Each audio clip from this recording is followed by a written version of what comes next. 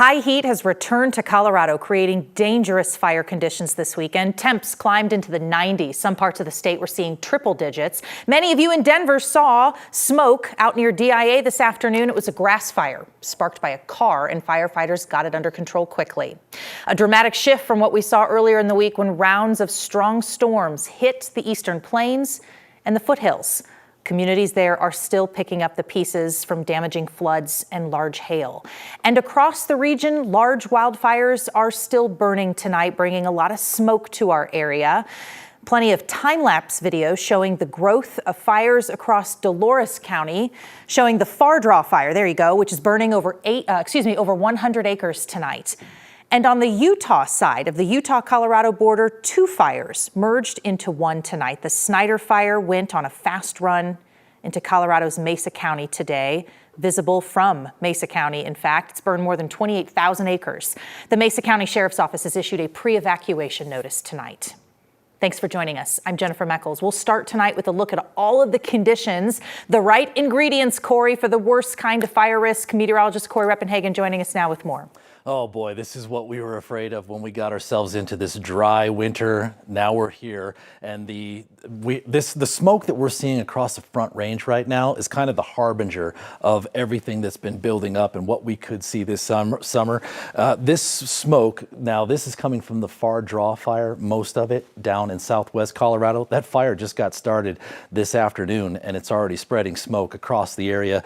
All these new fire starts, we had about 6 or 7 new fire starts today. The Snyder fire, that's the most concerning, where they're putting the most effort right now. Concerning situation for Fruita and Grand Junction, as that fire made a 28,000 acre run in one single day. That's the kind of stuff we were talking about back in 2020.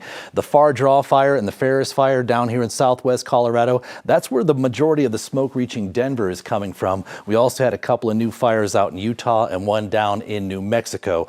All of this extreme fire behavior is because of the fire weather conditions, hot, dry, breezy. That is what leads to extreme fire behavior, fast moving fires, very difficult to fight, and red flag fire weather warnings will be in place in the same areas again tomorrow as the winds kick up. And by the way, it was the hottest day of 2026 here in Denver. 97 degrees was the official high temperature at Denver International Airport. Some 100-degree temperatures out in southeast Colorado.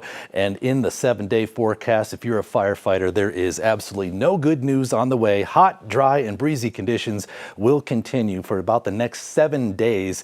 I'll have more on that coming up in the full forecast just a few minutes. Thank you. We just made a very hard pivot this week from the hailstorms and the flooding now to this high fire danger and several fire starts today and yesterday. 9 News reporter Colton Chavez shows us how this weekend Coloradans are really dealing with both. Colton. Jenny, people are still cleaning up this weekend from the flooding and those damaging storms that we saw earlier this week. And at the same time, you heard Corey talk about it, the fire danger is heating up. This week, powerful storms like this one in Evergreen pummeled parts of Colorado. Now, days later, the damage is still being discovered. We are at the Beaver Brook and Chavez Trailhead, which is right outside of Evergreen. On Saturday, the sunshine sent hikers running to the foothills where they found more than just mud. We encountered 3 washed out bridges and had to cross on rocks, and so there were several other hikers that were helping us clear some of the brush away so we could get across and not get our shoes too wet. Jefferson County road crews spent the day before surveying washed out roads and weakened shoulders like this one near Quarter Horse Road. The county crew says the area is safe to drive after we told them homeowners were fearful of the road's condition. Now, after 7 consecutive days of severe weather, Colorado's next threat isn't storms, but extreme heat and elevated fire danger. Saturday afternoon, a fire near Denver International Airport sent smoke into the sky after the Adams County Sheriff's Office says the fire was sparked when a car veered off the road near 120th Avenue and Watkins Road. That fire grew to 237 acres before it was fully contained. And that fire danger is very real tonight. Douglas County deputies responded to 3 fires on Friday alone, and they're urging residents to stay vigilant this weekend. Colton Chavez, 9 News. All right, Colton, thank you. This all comes as Colorado continues to feel the impacts of our historic drought, and it's hitting boaters across the state once again. Now the National Park Service says boaters have to prepare for changes at Blue Mesa Reservoir. As water levels decline, some trailer launch boat ramps will now close. Launching from non-trailered watercraft, that's still allowed. In Loveland, Boyd Lake State Park says they will close for boating this season starting tomorrow. CPW says they're not expecting enough new water to make up for it, and the boat ramps are sitting in just 2 to 3 feet of water. Kayaks and paddleboards, along with swimming, will still be allowed at Boyd Lake. The westbound lanes of US 36 in Superior have reopened tonight after a driver hit a pedestrian. Colorado State Patrol says a driver hit the pedestrian after trying to swerve to avoid a broken down SUV. The pedestrian went to the hospital. We do not know how they're doing tonight, but that crash left US 36 closed for hours, and drivers were forced to take alternate routes to get back and forth from Boulder. 2 shootings in 24 hours, both of them at the hands of police and both fatal. Last night, police killed a man in Broomfield after some kind of disturbance call. This morning, police say a man in Centennial tried to attack officers with a metal pole before they shot and killed him. Both men died from their shooting injuries. All of the officers are okay. Tonight, we're taking a closer look at what we know about what happened. Friday night, just after 7:30, Broomfield police say they were called out to Flint Way in the neighborhood just west of Broomfield Community Park for some kind of disturbance. 5 minutes after officers arrived, they shot and killed a man. Broomfield has not answered our questions about why, what led up to the shooting, or if the man even had a weapon. No officers got hurt.